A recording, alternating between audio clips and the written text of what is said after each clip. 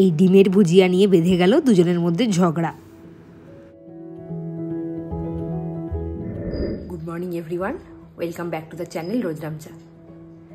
গতকালের ভ্লগে দেখলেই তোমরা রাকেশ বাবাকে কি গিফট করলো। বাবা কিন্তু মনে মনে বেশ খুশি হয়েছে, কিন্তু বাবার মুখের প্রকাশটা একদমই নেই।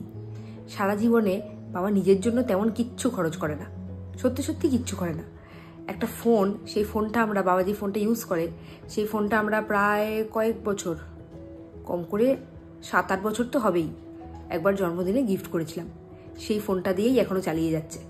ওই একটু খারাপ হলো, একটু সুইচ অফ করলো, অন করলো, একটুখানি রোদে দিল ব্যাটারি, এইসব করতে থাকে।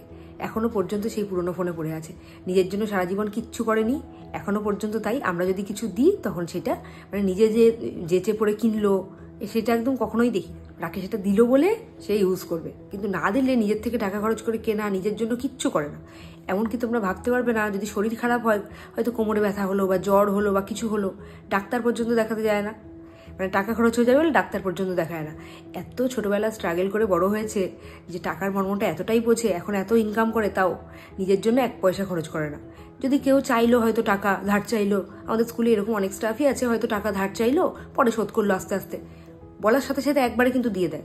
সেই ব্যাপারে কিন্তু একটুও কার্পণ্য করে না, কিন্তু নিজের ব্যাপারে একদম মানে কোনো টাকা খরচ করতে চায় না। আমার মাও এরকম, কিন্তু বাবার ব্যাপারটা আরও বেশি। বাবা ছোটোবেলা থেকে এত স্ট্রাগল করেছে, মানে একেবারে কম বয়স থেকে ইনকামে ঢুকে গেছে, তাই জন্য ইনকামের মর্মটা বোঝে, মানে টাকার মর্মটা এই জন্য বোঝে। কিন্তু সেটাও তো একটা লিমিটেশন আছে। এখন এই বাবা এই বয়সেও সেই ট্যাঙ্কে উঠে ট্যাঙ্ক পরিষ্কার করে। আমরা কতবার বলেছি তুমি অত উপরে উঠো না, মাথা ঘুরে গেলে পড়ে যেতে পারো, একটা অ্যাক্সিডেন্ট ঘটে যাবে, কিছুতেই শুনবে না। মানে বাড়ির সমস্ত যাবতীয় কাজ, ইলেকট্রিশিয়ানের কাজ বাবা পারে, বাবা প্লাম্বারের কাজ বাবা পারে, মানে সমস্ত কিছু। বাড়িতে যদি একটুখানি ইলেকট্রিকের প্রবলেম হলো বা কোনো লাইনের প্রবলেম হলো, বাবা ঠিক করে দিতে। তারপরে হয়তো কলের কোনো লাইনের প্রবলেম হলো, সেটা ঠিক করতে পারে। গ্যাসের নবের কোনো প্রবলেম হলো বা গ্যাস ওভেনের কোনো প্রবলেম হলো, সেটা ঠিক করতে পারে। মানে কি পারে না। তারপরে রান্নার কাজ পারে, মানে সব কিছুই পারে। একজনের গুণ থাকে, তাহলে একটু দোষ তো মানিয়ে নিতেই হবে। সেটা আমরা সবাই মানিয়ে নিই, মাও মানিয়ে নিয়েছে আর আমরাও মানিয়ে নিই। মানে প্রত্যেকটা কাজে বাবা একেবারে কি বলবো, বিশ্বকর্মা যাকে বলে, প্রত্যেকটা কাজই পারে, সমস্ত কাজ। এই জন্য বাবার মাথাটা গরম। হয়তো কালকে বাবাকে যদি বলতাম তোমার জন্য একটা ইলেকট্রিক স্কুটি কিনবো, কিছুতেই যেত না। সে যায়, মানে প্রথমে যখন শুনলো তখন রাজিও হয়নি। সেটা সন্ধ্যেবেলা কয়েকজন বন্ধু আছে ওখানে একটুখানি গল্প গুজব করতে যায়। এবার তখন ওখানে যখন গেছে তখন আমরা ফোনটা করে বলেছি যে তুমি আসো, আমাদের সমস্ত কিছু একেবারে ফাইনাল, টাকা দিয়ে ফাইনাল করে ফেলেছি, তোমাকে কিনতেই হবে। তখন আর বাধ্য হয়ে না পেরে তখন গেছে। যদি আগে আগে বলতাম তাহলে কিছুতেই কিনতে দিত না, আমি একদম শিওর। মানে বাবা মনে করে যে আমাদের টাকাটা খরচ হওয়া মানেই বাবার টাকাই খরচ হচ্ছে, এরকম একটা ব্যাপার। অনেক কিছু বলে ফেললাম আজকে, তোমাদের সাথে শেয়ার করে ফেললাম। মানে বাবা এরকমই একটা মানুষ। চলো আজকে দিনটাকে শুরু করি, আর সারাটা দিন কেমন কাটে দেখতে থাকো। মিশো থেকে এই পার্সেলটা কবে থেকে এসে পড়ে আছে, খোলারই টাইম পাচ্ছি না। আজকে খুলছি, তাই জন্য তোমাদের সাথে একটু শেয়ার করি। এটা হলো একটা 1 পিস টাইপ, মানে এটা ঘরে পড়ার জন্যই আমি কিনেছি। দাম নিয়েছে ওই ধরো 300-350 মতো। বেশ নরম কিন্তু কাপড়টা, আর কোয়ালিটিটাও বেশ ভালো। দেখো তোমরা, তাহলেই বুঝবে। এই গরমে খুঁজতে থাকি কোন জামাটা পরলে সবচেয়ে আরাম হবে, আর কোনটা সবচেয়ে নরম, কোয়ালিটিটাও বেশ ভালো। দেখলাম, মনে হলো এটা ভালো হবে, রেটিংটা দেখে তাই মনে হলো, তাই জন্য কিনে নিয়েছি। আর কিনে কিন্তু একদমই ঠকিনি।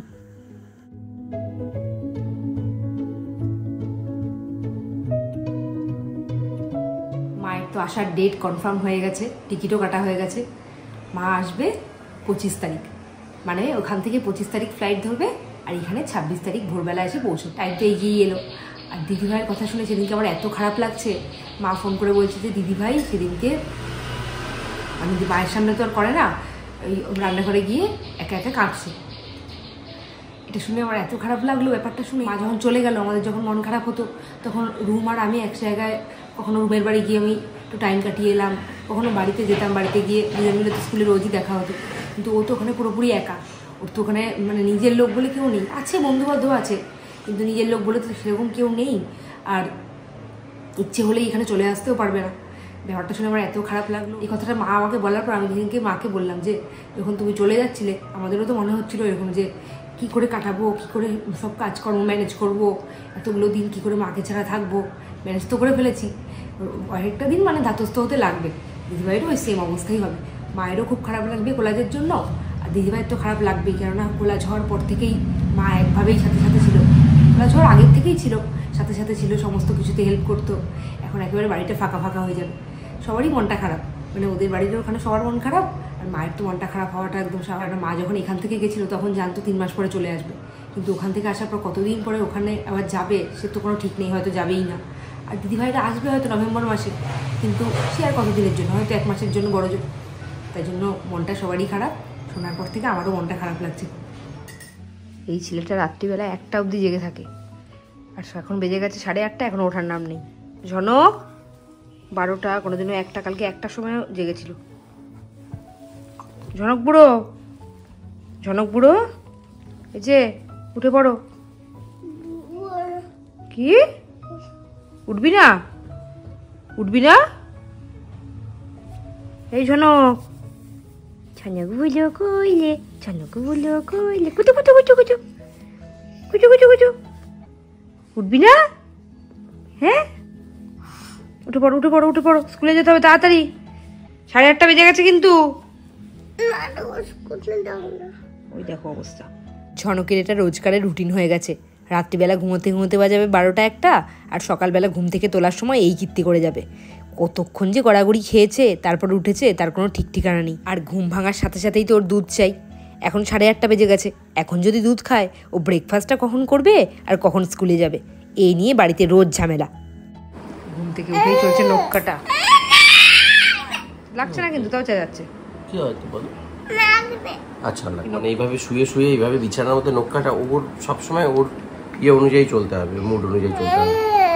বাবা কি হয়েছে? গতকাল ছিল মঙ্গলবার, আর মায়ের কাছে শুনেছি শনি মঙ্গলবার নাকি বাচ্চাদের নখ কাটতে নেই। আর আগামীকাল বৃহস্পতিবার, সেদিনকে আবার ওর জন্মবার, মানে একটার পর একটা লেগেই থাকে। তাই মনে থাকতে থাকতে আজকে সকালবেলায় রাকেশকে বললাম নখটা কেটে দাও। আর এই নখ কাটার ডিপার্টমেন্টটা রাকেশেরই। ভেবেছিলাম আজকে দেরি হবে। ঝনক আজকে সকাল থেকে প্রচণ্ড জ্বালিয়েছে, খাওয়া নিয়ে জ্বালিয়েছে, স্নান নিয়ে জ্বালিয়েছে, পটি করেছিল সেটা পরিষ্কার করা নিয়ে জ্বালিয়েছে, সব কিছু নিয়ে। কিন্তু আজকে টোটোর দেখা নেই। 10টা 10 বেজে গেছে, আমরা একেবারে ফুললি রেডি হয়ে দাঁড়িয়ে আছি। এবার একটু ফোন করবো। ঝনক তো নেমে গেছে নিচে, এবার আমি ব্যাগপত্র নিয়ে তাড়াতাড়ি করে নামবো। আগে ফোনটা করে নিই তারপর। পয়লা বৈশাখে বাবার পাঞ্জাবিটা নিতে ভুলে গেছিলাম, আজকেও ভুলে যাচ্ছিলাম। এটা আজকে নিয়ে যাবো, গিয়ে দেখবো পছন্দ হয় কিনা। বাবার আবার পছন্দের ব্যাপার আছে অনেক।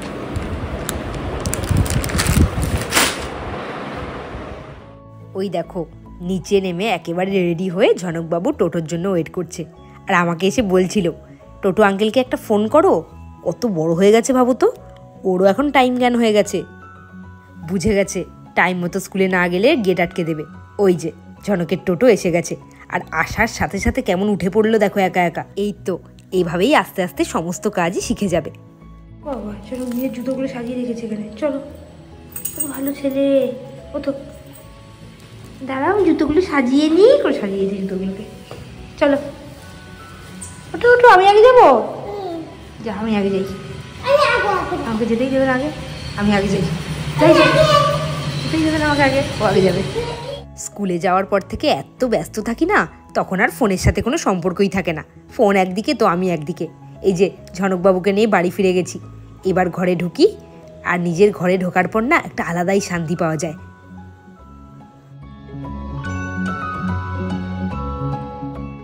এপাশে ঝনকের অবস্থা দেখো, ঢুকে তোকে খুঁজে পাচ্ছি না। ও বাবা, দেখি এসেই উনি খেলনা নিয়ে ব্যস্ত। ওই ঘরটায় ঢুকেছে, যেই ঘরে ওর খেলনা থাকে। তোমাদেরকে তো সকালেই বলেছিলাম বাবার স্কুটিটা পেয়ে মনে মনে খুবই খুশি হয়েছে। কালকে সামনাসামনি কিচ্ছু বলেনি কিন্তু আমাদেরকে। আজকে স্কুলে গিয়ে দেখছি স্কুলের সবাইকে, মানে সমস্ত স্টাফদেরকে, রুমকে, আমাদের স্কুলের যে ড্রাইভার আছে ওনাকে, সবাইকে ডেকে ডেকে দেখাচ্ছে। এই দেখো কালকে আমার ছোটো জামাই আমাকে জন্মদিনে গিফট করেছে। আমার ব্যাপারটা দেখে এত ভালো লেগেছে, হাসিও পেয়েছে। এমনিতে কিন্তু নিজের জন্য কিচ্ছু কিনবে না, রাকেশ কিনে দিয়েছে। ওটা একবার একে ডেকে দেখাচ্ছে, একবার ওকে ডেকে দেখাচ্ছে। তার কতটা খুশি হয়েছে ভাবো। নাহলে সবাইকে ডেকে ডেকে দেখায়, আর সবাই তো ধরেছে বাবা ছোটো জামাই তোমাকে স্কুটি গিফট করলো, তাহলে আমাদেরকে তো মিষ্টি খাওয়াতে হবে। দেখা যাক কালকে মিষ্টি খাওয়ায় কিনা। বলেছে সবাই যে ধরেছে কেক খাওয়াও নাহলে মিষ্টি খাওয়াও, দেখা যাক কালকে কী করে। সেই দিন হস্তশিল্প মেলায় গিয়ে কুর্তি তো কিনেছিলাম অনেক। আর শুধু কুর্তি কিনলেই তো হবে না, একটু পেট পুজোও তো করতে হবে। পেট পুজো তখন তো করেছিলাম, বাড়ির জন্য কিছু আনবো না। এই দেখো এই নবদ্বীপের লাল দইটা এনেছি। দইটা এত ভালো আমি ভাবতেই পারিনি। আসলে নবদ্বীপের দই যে এত ভালো হয় আমি জানতামই না। রাকেশ তো মিষ্টি জিনিস খেতে খুব ভালোবাসে, আর দইটা আমারও প্রিয়। ছোটোবেলা থেকেই মিষ্টি দই খেতে আমি খুব ভালোবাসি। বাবা মিষ্টি দই আনলে 2 দিন 3 দিন রেখে রেখে খেতাম, এটা হলো একটা 500 হাঁড়ি, আর দাম নিয়েছিল 140 টাকা। রাকেশ বলল দামটা একটু বেশি নিচ্ছে। আমি বললাম যে এত দূর থেকে ওনারা নিয়ে এসেছেন, আর এই সব জায়গাতে এইটুকু দাম হবে না। সে হোক গে, আমি কিনবো, কেননা মিষ্টি দইটা তো আমারও প্রিয়। তারপর তো কিনেই নিলাম। আমি ভাবতে পারিনি এত ভালো খেতে হবে। দেখে নিশ্চয়ই বুঝতে পারছো কেমন ক্ষীর দেখতে। পরপর খুব রিচ খাওয়া হয়েছে বাইরে, ওই জন্য এটা বের করিনি। আজকে দেখলাম যে একটু হালকা পাতলাই খাওয়া হয়েছে দুপুরে, ওই জন্যই বার করলাম। তোমরা কিন্তু একদম লোভ দিও না। এবার একটু আমি আরাম করে বসে খাই। ঝনক তো 2-3 দিন ধরে একদমই খাচ্ছে না, আর খেলেও খুব সামান্য খাওয়ার পরেই বলছে পেট ভরে গেছে। আমিও জোর জবরদস্তি করছি না। সন্ধেবেলা ঘুম থেকে ওঠার পর অন্যদিন দুধ খাওয়ার জন্য অস্থির হয়ে যায়। আজকে কিন্তু দুধ খায়নি, আর খেতে চায়ও নি। বললো যে খিদে পেয়েছে, ও নাকি ভাতু খাবে। আর ওর খিদে পেলেই ও বলে ও শুধু ভাত খাবে আর ডাল খাবে। এত পছন্দের এই দুটো জিনিস। আমি একটা কুকিজ দিয়েছি, সেই কুকিজটা তো খেলো কম, সারা খাটে ছড়ালো বেশি। ও পড়তে চলে যাওয়ার পর সেটা পরিষ্কার করতে গিয়ে আমার প্রায় 15-20 মিনিট লেগে গেল। সেই যে মাখানাগুলো নিয়ে এসেছিল, ওইগুলো একদিন স্কুলের টিফিনে দিয়েছিলাম, বেশ তৃপ্তি করে খেয়েছিল। আর আজকে তো দেখলাম পেটটা ভালো নেই, তাই জন্য আগের দিন বাটার দিয়ে রোস্ট করে দিয়েছিলাম। আজকে ভাবলাম ড্রাই রোস্ট করে দিই। ও বাবা, জিভের টেস্ট আছে বাবুর। ড্রাই রোস্ট করে দেওয়ার পর মুখে দিয়েছে একটা, দিয়ে মোটেই ভালো লাগেনি। বলছে যে আমি খাবো না, তুমি খাও। তখন সামান্য একটু বাটার দিয়ে আরেকবার নেড়ে ছেড়ে দিলাম, আর তার মধ্যে একটু চাট মশলা আর গোলমরিচ ছড়িয়ে দিলাম। সন্ধ্যের সময় যখন পড়তে যায় তখন রোজই আমি কিছু না কিছু দিয়ে দিই। আজকে এটাই দিয়ে দিয়েছিলাম ওকে। বলল খিদে পেয়েছে, একটা কুকিজে আর কতক্ষণ পেট ভর্তি থাকে, তাই জন্য আজকে এটাই দিয়েছি ওকে। অনেক দিন পর সন্ধেবেলাটা ফাঁকা টাইম পেয়েছি, মানে নিজের মতো সময় কাটানোর। প্রত্যেক দিন তো কিছু না কিছু কাজ থাকে। অনেককে তোর বাবা পড়াতে নিয়ে গেছে সেই 7টায়, বেজে গেছে 9:30, এখনও তাদের দেখা নেই। আর আমি আজকে ঝনকের এই স্কুলের ডায়েরিটা বসে বসে পড়ছিলাম সমস্ত কিছু। কবে কবে পরীক্ষা আছে, কবে ছুটি পড়বে, তারপরে কি কি রুলস স্কুলের, মানে সমস্ত পুরো ডায়েরিটা বসে বসে পড়ছিলাম টাইম পেয়ে। ওদের স্কুলের পরীক্ষার নিয়মগুলো দেখছিলাম। হাফ ইয়ারলি, একেবারে ডিসেম্বরে গিয়ে অ্যানুয়াল, মাঝখানে একটা পরীক্ষা আছে ওরাল, মানে পরীক্ষার গ্যাপিংটা মাঝখানে অনেকটা। আর প্রথম পরীক্ষাটা বাচ্চারা সবে প্রথম পরীক্ষা দিচ্ছে, প্রথম পরীক্ষাটা ওরাল হলে ভালো হতো। দেখলাম প্রথম পরীক্ষাটা ওরালের সাথে রিটনেও আছে, মাঝখানে একটা ওরাল আছে অক্টোবর নাগাদ। যদি প্রথমে ওরালটা শুধু হতো, মাঝখানে আর শেষে গিয়ে রিটনটা হতো, ভালো হতো। মানে ঝনক লিখতে শিখে গেছে যদিও, তাও প্রথমবার পরীক্ষা দিচ্ছে একেবারে জীবনে, প্রথম পরীক্ষাটাই ওরালের সাথে সাথে রিটনটাও মনে হচ্ছে একটু চাপই হবে, কে জানে কি করবে। আর ঝনকটা না পারে সব কিছুই, স্কুলে গিয়ে কি করে তো বুঝতে পারি না, কিছুই জানি না। আর পরীক্ষার সময় গিয়ে যে কি করবে সেই নিয়ে চিন্তা হচ্ছে। সামনে 22 তারিখ থেকে পরীক্ষা শুরু হচ্ছে, প্রায় 6-7 তারিখ অবধি চলবে। আজকে রাত্রিবেলা শুধু বাঁধাকপির ঘন্ট, তার সাথে কি ডিমের ভুজিয়া খাবে? উত্তরটা তো আমি জানি হ্যাঁ, কিন্তু এবারে আসলে যে প্রশ্নটা আমি করবো সেটা তোমাকে করছি। সেটা হলো ডিম কি 2টো ডিমের করবো না 3টে ডিমের করবো? মানে তুমি খাবে কি? ও তুমি, আমি করবো, তুমি নাকের তলা দিয়ে তোমার ঢোকাবে, আমি দেখবো। ঠিক আছে, তুমি যদি খাও তাহলে পরে 3টে। ও চেঁচাচ্ছে কেন? আমি একা খেলে 2টো করবো, তুমি যদি খাও তাহলে 3টে করো। ও চেঁচাচ্ছে কেন সেটা শুনে আসো তো, চেঁচাচ্ছে কেন? একটা ওয়াটারমেলন কেনা হয়েছে, সেই ওয়াটারমেলনটা এখনই নাকি ওকে কেটে ভেতরে রেটটা দেখাতে হবে। ডিম শেষ হয়ে গেছিল প্রায় 2 দিন ধরে। রাকেশকে বলেছিলাম আজকে অবশ্যই কিন্তু ডিম নিয়ে আসবে। আর ঝনকটাকে নিয়ে বাজার করা 4টিখানি কথা। এই দেখো, ডিমের ট্রেটার 5টা ছিঁড়ে দিয়েছে, আর এই একটা ডিম পড়ে ওখানে ফেটে গেছে। কি অবস্থা! সব কটা ডিম যে পড়ে যায়নি, এই আমার ভাগ্য ভালো। এখন তো ভালোই গরম পড়ে গেছে, এখন তাই 2 ট্রে ডিম আনলে নষ্ট হয়ে যেতে পারে, ফ্রিজে তো ধরবে না। এখন তাই একটা করে ট্রে ডিম আনা হচ্ছে। আর এই ডিমটাকে আমি এখন ফ্রিজেই ঢোকাবো, আগে ঝুড়িতে তুলে নিচ্ছি, নাহলে ফ্রিজে ঢোকাতে অসুবিধা হবে। রাকেশকে কোনো সবজি বাজার করতে বলাও বিপদ। বলেছিলাম ঝনকের জন্য অল্প করে সবজি আনতে, আর সে পুরো বাজারটাই তুলে নিয়ে চলে এসছে। কী হারে সবজি এনেছে দেখো, এই এত সবজি নাকি ঝনক শেষ করবে। নিজের ছেলের খাওয়ার সম্বন্ধে কোনো ধারণাই নেই ওর।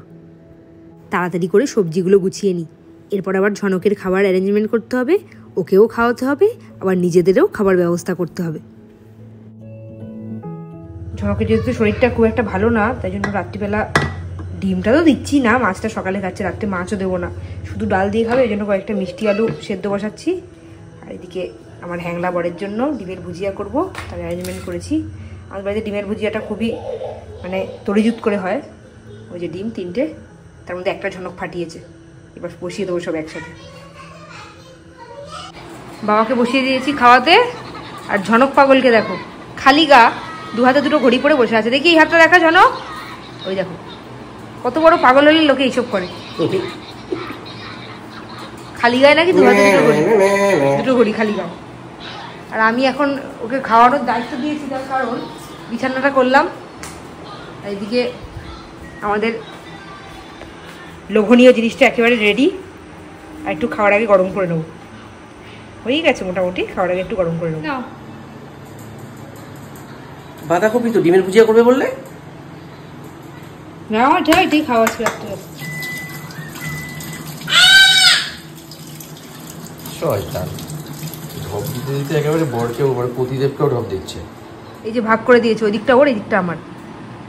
কারণ আমি এখনো পর্যন্ত রুটি দিয়ে শুধু বাঁধাকপি খেয়েছি, আর কিচ্ছু খাইনি। মিথ্যে কথা বলবে না তুমি, তুমি এত মিথ্যুক কেন? আবার নিয়েছি, একবার নিয়েছি। আমাদের রাত্রিবেলা ডিমের ভুজিয়া হলে এরকম ঝগড়া বাঁধে। আমি একবার নিয়েছি, আর তুমি দেখো সমানে তুমি ডিমের ভুজিয়া দিয়েই খেয়েছো রুটি, আবার শুধু শুধুও খাচ্ছ। তারপরে আমি এখনো ধরেই নি তোমাকে আমি বলি প্রথম থেকে এটা ভাগ করে দাও, তুমি দাও না কেন? ইচ্ছা করে শয়তানি করে জেতার জন্য, বেশি খাওয়ার ধান্দায়। তোমাকে তো আমি বলি যে তুমি আমারটা আমাকে দিয়ে দাও, দাও না কেন তুমি? তোমার সাথে কোনো এই ব্যাপারে আমি বিশ্বাস করি না, সত্যি বিশ্বাস করি আমি এই ব্যাপারে। রোজ দিনই তো আমাদের রাত্রিবেলা দেরি হয়ে যায়, আর যেদিন দেখি তাড়াতাড়ি হয়েছে সেদিনকে আমরা ইচ্ছে করে দেরি করি। ইচ্ছে করে না, আমরা সেদিনকে শর্ট ভিডিও শ্যুট করি। শর্ট ভিডিও শ্যুট করতে করতে বেজে গেছে 12টা, আর এবার ফ্রেশ হয়ে শুতে শুতে বাজবে ভিডিও এডিট করে 1টা, ম্যাক্সিমাম 1:30টাও বাজতে পারে। মানে 1টা 1:30টায় শোয়াটা আমাদের একেবারে এখন রুটিনের মধ্যে পড়ে। তোমাদের কাছে গুড নাইট জানিয়ে দিলাম, আবার কালকের ব্লগে তোমাদের সাথে দেখা হবে।